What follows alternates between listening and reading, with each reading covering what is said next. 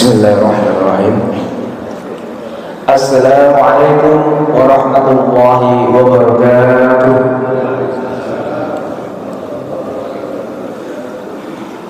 Assalamualaikum warahmatullahi wabarakatuh.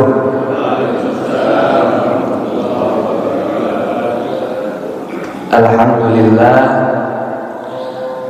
Alhamdulillahi rabbil alamin. Wabihi nasta'inu ala umuri dunya waddin. Asyhadu an la ilaha illallah wahdahu la syarika lah. Wa asyhadu anna Muhammadan abduhu wa rasuluh. Rabbi ishrah li sadri wa yassir li amri wahlul 'uqdatam min lisani yafqahu qawli. Bismillahirrahmanirrahim. La yadurru ma ismihi syai'un fil ardi wa la fis sama'i wa huwas samiul 'alim.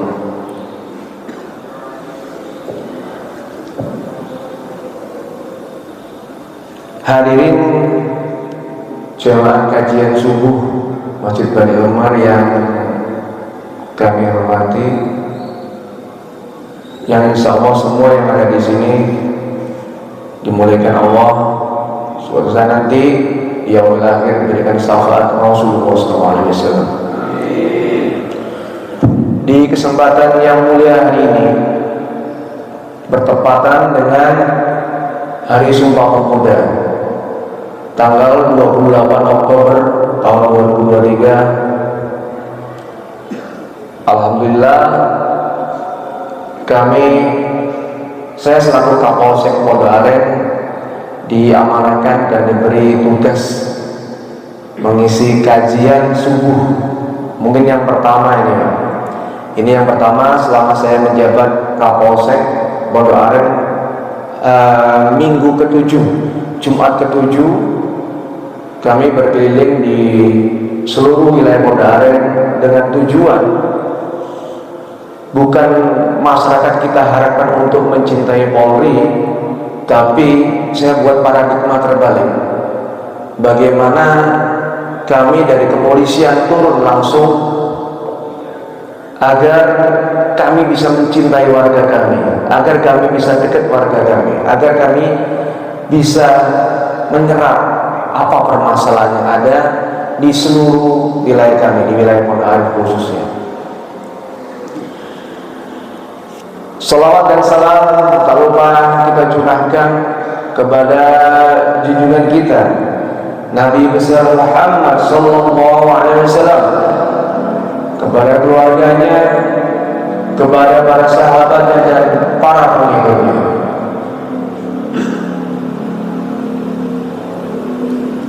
Para jemaah kajian subuh yang saya cintai dan saya banggakan, dari pihak DKM itu memberikan tema kepada kami tentang pentingnya menjaga keamanan dan ketertiban umat. Nah, ini penting. Saya teringat pada saat saya satu mobil sama Ustadz Dasat Latif. Ini kebetulan secara ini dekat saya beliau. Saya satu mobil. Saya jemput Ustadz dari hotel di Jakarta Pusat. Ada di Instagram saya, ada itu diskusi saya dengan Ustadz Dasat Latif. Saya diskusi, Ustadz gimana sih kalau menjaga keamanan ketertiban? Satu dia bilang, waktu itu saya masih menjabat sebagai Kasat Lantas, beliau menyampaikan gampang Pak Kasat, bagaimana menciptakan Kamtipmas di wilayah Bapak. Dia menyampaikan, ya ayyuhalladzina amanu ittaqullah, hai orang-orang beriman, ittaqullah haqqa tuqatih wa la tamutunna illa wa antum muslimun. Jawabannya Ustaz beginilah. Kan ini ayat-ayat ini kan sudah semua orang pada tahu, dari alim ulama, guru ngaji, semua jamaah Jumat, setiap Jumat itu pasti tahu ayat itu. Pasti tahu ayat itu. Kita diminta untuk selalu bertakwa kepada Allah dan meningkatkan ketakwaan, meningkatkan kualitas takwa kita kepada Allah. Jangan sampai kita mati sebelum dalam keadaan muslim, kan itu. Itu yang disampaikan beliau pada saat di mobil. Untuk menjaga keamanan dan ketertiban masyarakat atau umat, itu bagaimana wilayah kamu itu bisa menjadi cinta Allah semua. Kalau semua masyarakatnya cinta sama Allah, niscaya di wilayah kamu nanti pasti akan tenang, aman, nyaman.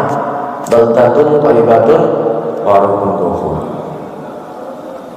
Kecil, makanya saya teringat sama Ustaz Farul dikasih tema seperti ini. Saya jadi ingat lah, ini kan pernah saya diskusikan sama Pak Ustaz Desat Latif, satu mobil.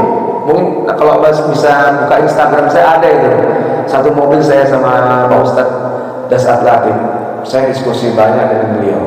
Selama perjalanan dari hotel yang saya akomodasi yang ditempati beliau sampai ke kantor Polres Bandara Soekarno-Hatta.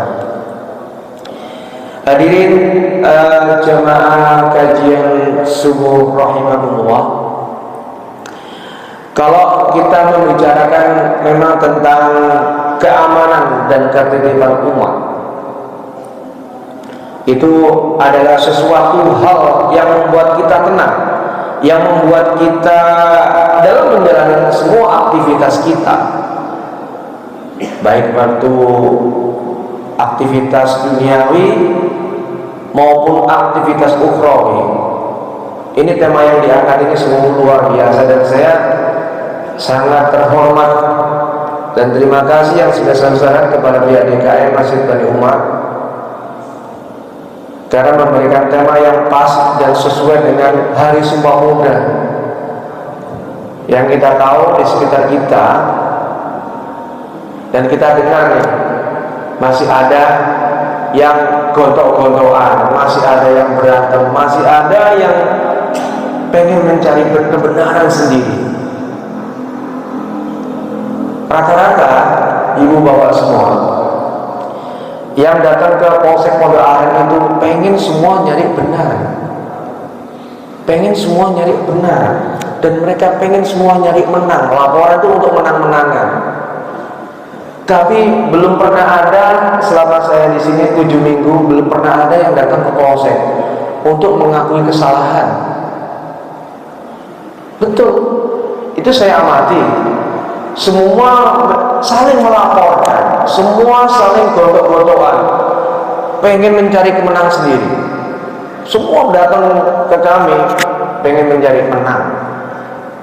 Dan kami dari kepolisian kita mediasi, kita tidak bisa memihak. Kami ada di tengah-tengah masyarakat. Karena yang kami butuhkan adalah evidence, bukti. Saya lihat ini kok semua kok pengen menang, ini berantem masalah warisan. Ya mohon maaf, berarti iman dan takwanya kurang, takwanya kurang, sayang dan cinta pada Allah itu kurang.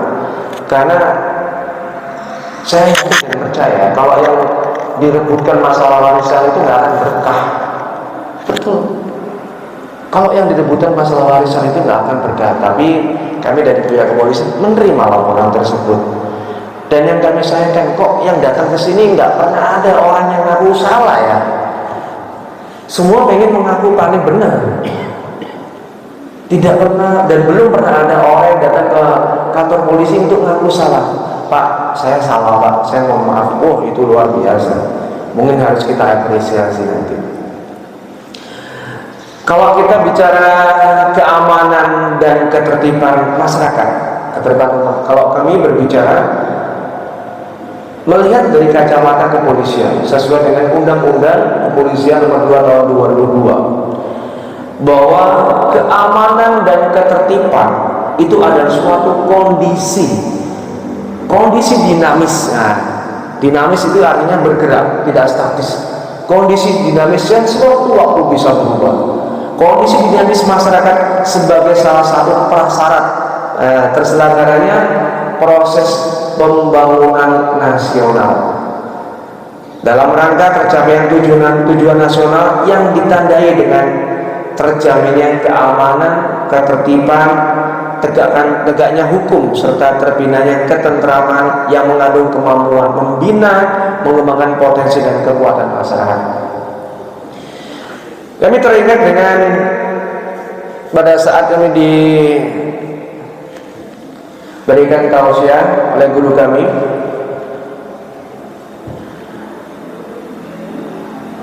bahwa Nabi Ibrahim pertama kali datang ke kota Mekah, masuk ke kota Mekah, yang dibicarakan bukan masalah meningkatkan iman, bukan bagaimana cara meningkatkan ibadah, tapi bagaimana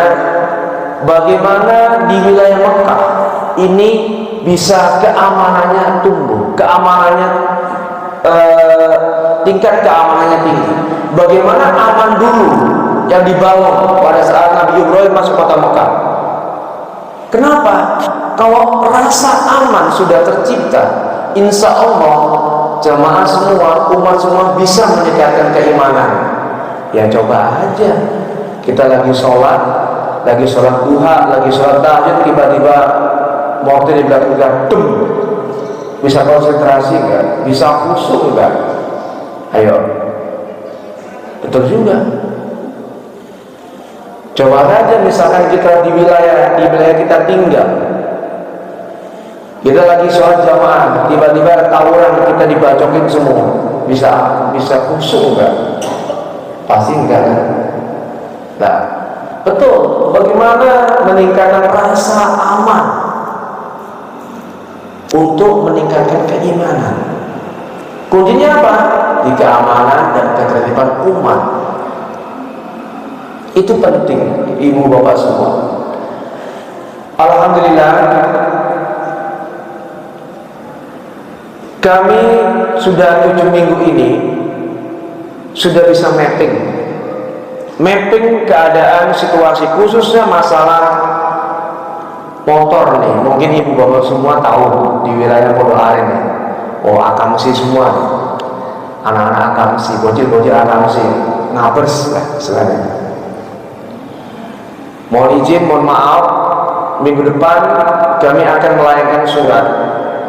Kami sudah membuat beberapa tayangan di Videotron di seluruh wilayah Pondok Aren. Mungkin ibu bapak semua tahu di Videotron. Jadi jangan menunggu ada korban dulu untuk tertib berlalu lintas. Banyak kejadian, Ustaz. Ibu bapak semua banyak kejadian di sini, dan pernah saya sendiri alami. Waktu malam minggu kami melaksanakan operasi cipta kondusif wilayah kami jam 12:30. Ini saksinya ibu bapak-bapak semua nih. 12:30 pagi dini hari, saya tegur cewek cowok di boulevard situ, di sepanjang jalan itu saya tegur. Sini kamu, Mas, Mbak, sudah nikah belum? Belum, Pak, kami masih pacaran. Aduh, naudzubillah. Mbak, ini udah 12:30 pagi loh. Kamu punya orang tua enggak? Saya sampaikan seperti itu. Ya Pak, kamu tinggal di mana? Saya tinggal di Maja Tangerang, Pak. Maja Tangerang sampai sini loh. Cewek cowok, bukan muhrim. Coba. Setelah saya tegur, udah kamu bubar, pulang ke rumah. Dia agak, ya kalau bahasanya dongkol sama saya, sama Kapolsek, kan makanya saya pakai dinas. Waktu saya foto, sempat saya foto. Udah, kamu pulang, udah jam segini, anak perempuan, nggak baik kalau kamu masih punya orang tua. Ibu kamu pasti akan nangis. Ibu kamu itu ngandung kamu 9 bulan 10 hari loh. Kamu kelayapan sampai jam segini. Banyak mudorotnya daripada manfaatnya. Saya sampaikan itu. Saksinya mereka ini. Tidak lama kemudian, Pak Doni, Pak Kadif Lantas ini menginformasikan ke saya, Ustaz. Kemudian, mohon maaf, ada kecelakaan di arah Bintaro Exting dan korbannya meninggal dunia. Innalillahi wa inna ilaihi raji'un. Setelah saya lihat fotonya, mohon maaf istilah saya, ya Allah, anak ini yang saya tegur tadi. Coba, kullu nafsin dha'iqatul maut. Itu. Dan mudah-mudahan saya harapkan ibu bapak semua para jemaah di sini bisa yang pertama kali bisa mengingatkan pertama pertama dulu adalah keluarganya, anak-anak kita semua. Anak-anak kita semua yang harus kita persiapkan. Kita harus cek and recheck anak kita di mana. Ini sekarang minggu depan ini harus saya kirimkan surat kepada pihak sekolah, kepada sekolah-sekolah di SMP dan SMA, kepada kepala sekolahnya, karena masalah ketertiban berlalu lintas itu bukan hanya tanggung jawab kepolisian. Pasal 256 Undang-Undang Nomor 22 Tahun 2009 jelas. Di situ ada peran serta aktif masyarakat untuk menciptakan keamanan, keselamatan, dan ketertiban lalu lintas. Yang ibu bapak semua ketahui bahwa 213 negara di dunia ini pasti membutuhkan lalu lintas yang aman, nyaman, tertib di jalan. Misalkan jamaah mau berangkat ke Masjid Bani Umar, terus datang ke sini dalam kondisi macet, dalam kondisi crowded, ya kan nggak enak dong. Kita mau ke airport, kita sudah semangat ini, sudah mau terbang, mau pulang kampung, di perjalanan kita kejebak macet, nggak moodnya udah nggak dapat jadinya. Pada saat kita check in pun nggak dapat. Lah bagaimana dari kami, kita kolaborasi, kita bekerja sama. Bagi polisi tidak akan bisa menciptakan keamanan, ketertiban lalu lintas itu secara sendiri. Kami butuh kolaborasi, kami butuh sinergi.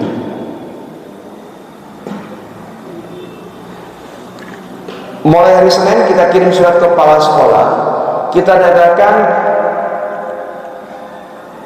siapa anak-anak murid, anak pelajar yang membawa kendaraan roda 2 ke sekolahnya.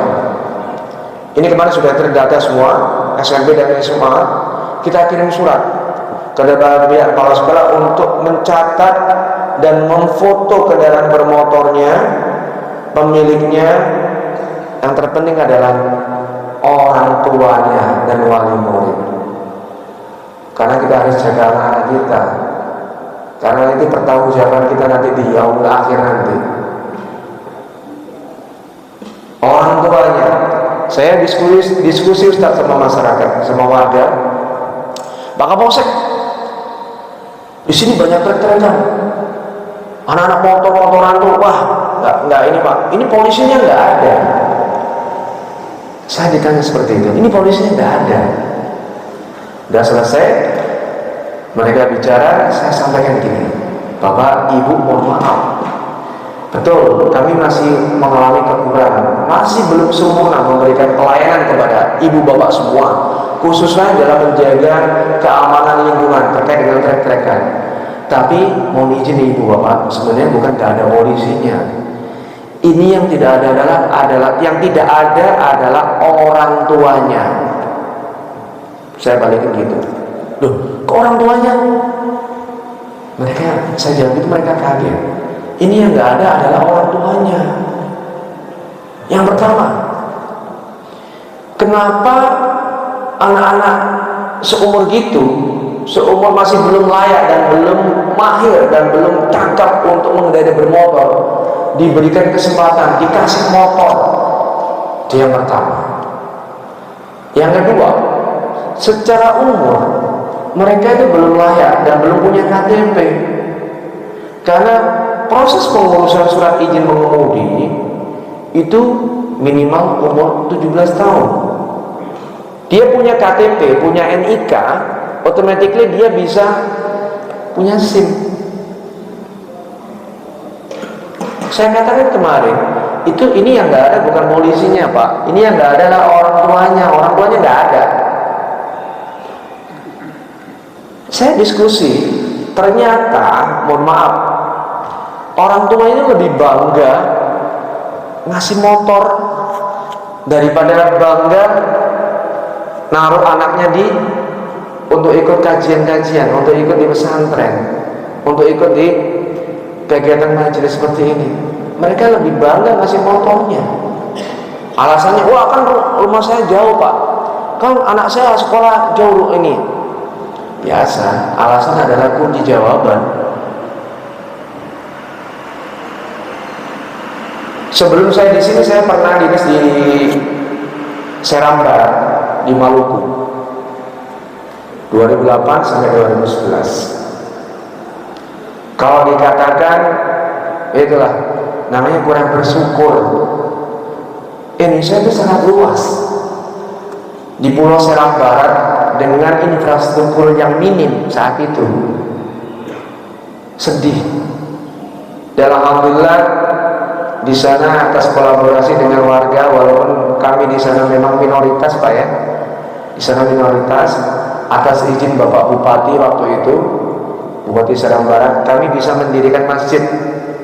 Awalnya saya minta musola, ada saya itu, tapi sama beliau waktu itu dibangunkan masjid ternyata. Yang bangun ya Pak, dari teman-teman kita dari umat Nasrani, dibangun, mereka berkolaborasi, bergotong royong. Namanya Masjid Al-Iqodul Imam di Pulau Seram Barat. Alhamdulillah. Padahal saya minta sendiri kepada Pak Bupati untuk membangun musola agar kami warga-warga minoritas di sana Muslim di Ambon, di Pulau Seram Barat, 4 jam lagi nyebrang laut dari Ambon, itu bisa kita melakukan ibadah. Jadi toleransi umat beragama itu berjalan.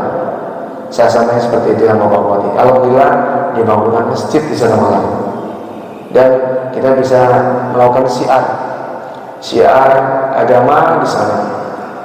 Kita membangun hubungan yang baik, hubungan insaniyah, hubungan watoniyah dengan seluruh masyarakat. Karena Kiai Haji Hasyim Asy'ari pendiri NU, Nahdlatul Ulama, hubul waton dengan iman, ya, cinta tanah air sebagian dari iman. Mungkin ibu bapak semua sudah pernah berkeliling ke 34 ke 30 provinsi yang ada di Indonesia. Mungkin bisa dilihat bagaimana situasi keamanan, ketertiban masyarakat di seluruh Indonesia. Insya Allah alhamdulillah kondusif.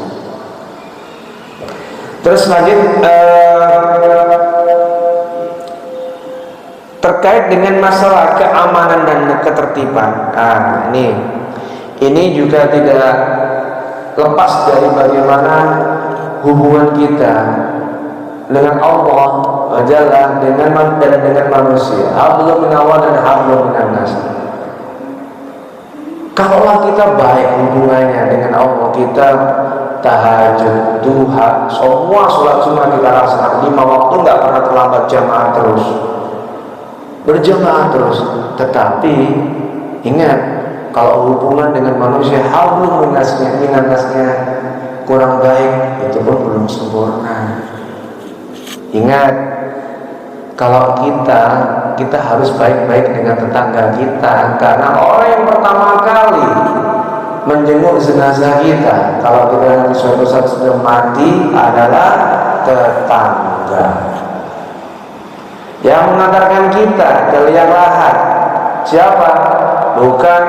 Bukan orang paling hebat, tapi adalah tetangga.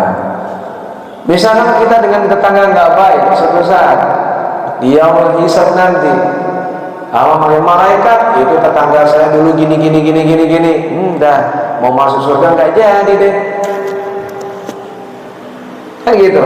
Nah, ini mumpung kita pupuk sekarang ini, kita harus bersatu padu membawa 110 hari menjelang pemilu 2024. Nah, 110 hari menjelang pemilu 2024.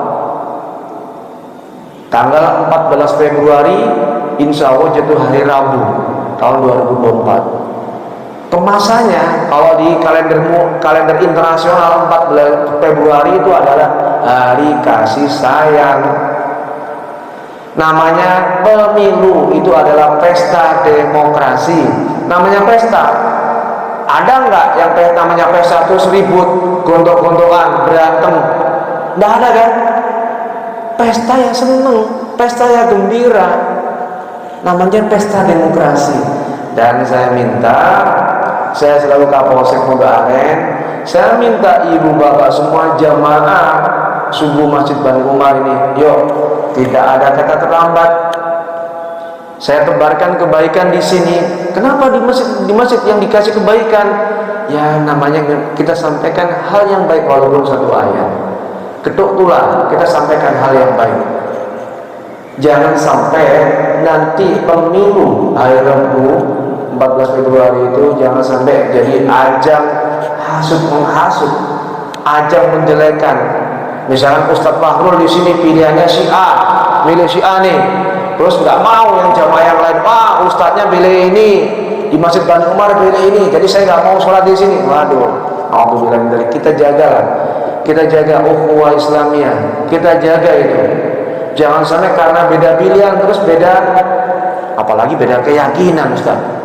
Mau beda pilihan terus beda keyakinan, waduh ya Allah. Namanya pesta demokrasi, kita sikapi dengan bijak, kita sikapi dengan tenang, kita sikapi dengan senyuman. Jangan sampai nanti beda pilihan, mau dibilang terus beda keyakinan, ya Allah. Pemilu 2024 nanti itu adalah ajang sebagai laboratorium semua pemilu-pemilu sebelumnya dan pemilu-pemilu selanjutnya 5 tahun yang akan datang. Karena di tahun 2024 itu kita dihadapkan langsung saat itu juga di tahun tersebut memilih presiden, wakil presiden, memilih DPR pusat, DPR tingkat 1, DPD Dewan Perwakilan Daerah, DPRD di provinsi, DPRD di kabupaten, di kota, memilih kepala daerah, bupati, wali kota saat itu juga. Ini tugas berat. Lebih berat lagi kalau kita nggak kompak, khususnya kaum muslimin, Karena apa? Ingat, ibu bapak semua, kita di sini di Indonesia itu adalah mayoritas kaum terbesar. Kita punya jemaah yang paling banyak, masjid terbanyak di dunia. Coba, masjid terbanyak di dunia, pesantren terbanyak di dunia. Kita nggak mau lagi pengalaman kita dijajah Belanda 3,5 abad, 350 tahun dijajah Belanda. Gara-gara apa? Gara-gara diacak-acak oleh yang namanya sosiolog dari Belanda, Dr. Snoek Hurgrunje, ahli sosiologi yang dikatakan oleh orang sejarah adalah ahli sejarah. Tapi sesungguhnya itu mengacak-acak peradaban kita. Sendi-sendi kerukunan beragama, sendi-sendi adat istiadat kita diacak-acak. Dampak masyarakat kita, karena yang bersangkutan beliau seorang sosiolog mempelajari ilmu agama, sekolah Islam, mempelajari Islam secara detail, jadi tahu kelemahannya. Muslim diacak-acak dari mulai Islam di Mekah, dari Mekah sampai seluruh Indonesia. Kita hancur. 350 tahun bukan waktu yang pendek. Terus apakah nanti kita mau seperti itu? Kita mau dihasut, kita mau disebarkan berita-berita hoax, dilempar berita-berita hoax. Banyak nanti berseliweran berita-berita hoax nanti. Ingat ibu bapak semua, jemaah sekalian, gampang bisa mencirikan berita-berita hoax itu, berita-berita bohong, fitnah. Pasti berita-berita hoax itu akan mengangkat dirinya bahwa beritanya itu betul, bahwa beritanya itu bisa dapat diterima oleh seluruh masyarakat. Yang pasti bagaimana umat muslim nanti, kaum muslimin ini harus kuat literasinya, khususnya literasi digital. Saya yakin dan percaya ibu bapak semua udah pegang gadget semua. Dan mohon maaf, kadang-kadang baru bangun bukannya ngambil wudhu sholat tahajud malah pegang gadget, pegang lihat ada apa. Ini terjadi. Saya tegur, saya sampaikan kayak gini, anggota saya. Anak saya ini udah mulai, saya bangunkan jam 3:30. sebelum dia berangkat sekolah, nak, yuk bangun tahajud. Ini dia nyamperin handphonenya. Kamu bukannya mau ngambil air wudhu untuk sholat tahajud, kenapa kamu pegang handphone? Iya pak, mau lihat jadwal pelajaran. Nah, coba. Semua itu kehidupannya sudah dengan gadget ini. Saya katakan sama anak saya sendiri kan, anak saya, kamu jangan banyak berteman dengan gadget. Nanti kamu nggak punya teman di dunia nyata. Harus banyak-banyak teman di dunia nyata daripada di dunia maya. Ya itu, umat muslim, khususnya kita, nggak usah jauh-jauh lah, kita di sini di Pondok Aren, kita harus lebih bijak menyikapi nanti banyaknya berseliweran berita hoax melalui sarana digital. Jadi bagaimana solusinya? Solusinya ya kita harus meningkatkan kemampuan kecerdasan digital, literasi digital kita harus naik. Jangan sampai ujung-ujung kita langsung terima berita-berita itu, kita iakan, terus kita sebar lagi. Alhamdulillah, jangan sampai kita berita yang belum tentu kebenarannya terus langsung kita share. Makanya saring dulu sebelum kamu sharing. Ingat, jarimu adalah harimaumu. Nah, ingat undang-undang ITE, undang-undang informasi dan transaksi elektronik. Hukumannya itu banyak lebih besar, di atas 5 tahun. Ya, ibu bapak semua, jamaah kajian subuh, saya ada di sini, duduk di sini, bukan berarti kapolseknya hebat, kapolnya pintar, tidak. Saya ada di sini bukan bicara siapa yang hebat, siapa yang pintar, siapa yang kuat, siapa yang lemah, tidak ibu bapak semua. Tapi saya ada di sini bagaimana membangun marwah, menjaga marwah dan kualitas ekosistem keamanan, ketertiban masyarakat. Karena ekosistem Kamtibmas itu tidak bisa ujuk-ujuk tercipta. Tidak bisa ujuk-ujuk itu apa ujuk-ujuk itu? Tidak bisa tiba-tiba terus tertib, terus aman, nyaman, itu tidak bisa. Kami di sini di hadapan ibu bapak semua ini para Babin Kamtibmas, Bayangkara Pembinaan Keamanan Ketertiban Masyarakat. Ada di 11 kelurahan, ada 11 orang, itu ada di 11 kelurahan. Suatu waktu bisa cepat merespon apa sih yang dikeluhkan oleh masyarakat. Masyarakat maunya apa? Makanya sering saya sampaikan ke mereka, coba tanya kepada masyarakat, apa yang tidak disukai oleh masyarakat terhadap polisi, dan apa yang disukai oleh masyarakat terhadap polisi, tulis saja 5. Saya sampaikan seperti itu. Karena nonsen kami dicintai masyarakat, kami minta untuk mencintai polisi, nonsen, mustahil. Kami harus dekat dengan masyarakat untuk mencintai warga kami, baru kami mendapat legitimasi, mendapat kepercayaan. Kami rubah mindset tersebut, kami rubah paradigma tersebut. Bukan masyarakat yang harus cinta Polri, tapi polisi yang harus turun dan dekat dengan masyarakat sebagai bentuk manifestasi dan implementasi kedekatan antara ulama, ibu bapak semua ulama, dan umaro dan pemerintahan.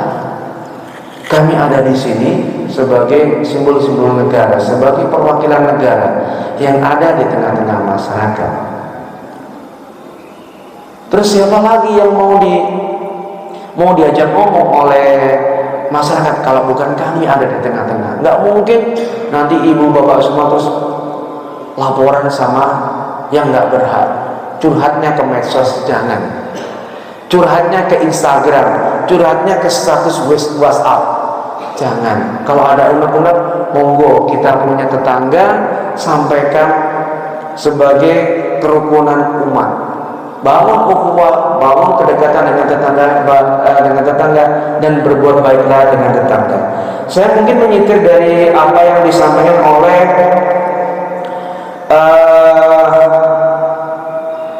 Gus Dur ya, Kiai Haji Abdurrahman Wahid itu menyampaikan seperti ini. Mana nih? Gus Dur itu menyampaikan seperti ini. Ini saya masih cuplik dari tulisan beliau.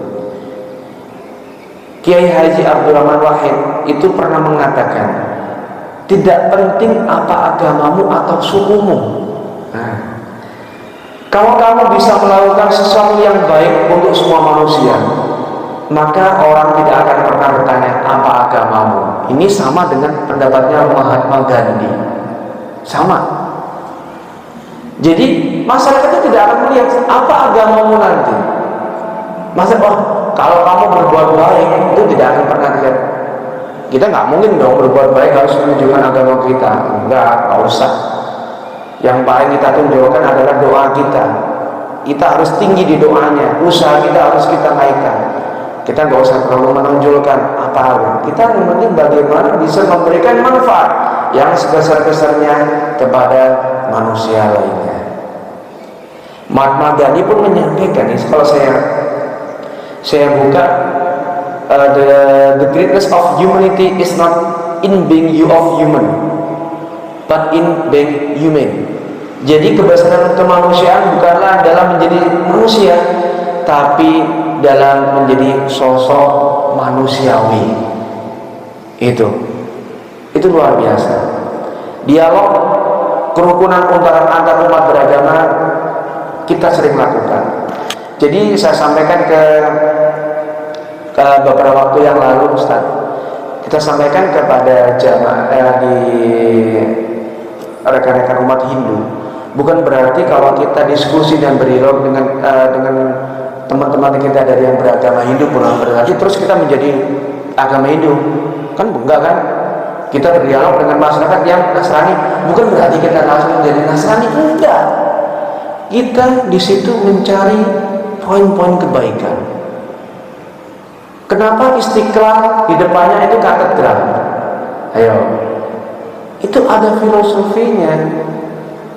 Kita membangun kedekatan, membangun toleransi umat beragama. Di situ terjadi. Di Masjid MRBJ, Masjid Raya Bintaro Jaya, di depannya Gereja Immanuel. Itu kenapa? Banyak hal yang perlu dipikirkan manfaatnya daripada mudaratnya. Saya sendiri mengalami pada saat ada kegiatan Habib Jindan kemarin. Kita susah parkir mungkin di masjid penuh. Parkir di mana? Di halaman gereja. Nah, gitu. Ini kita harus sadari untuk membangun kerukunan umat beragama, menciptakan keamanan dan ketertiban umat. Karena apa? Memang betul, Islam adalah agama rahmatan lil alamin, agama yang indah, agama yang sejuk, agama yang damai, cinta damai. Jangan hanya sekedar retorika saja. Kita harus berbuat, memberikan dampak kebaikan kepada sesama manusia. Mungkin itu saja para jamaah kajian subuh rahimakumullah.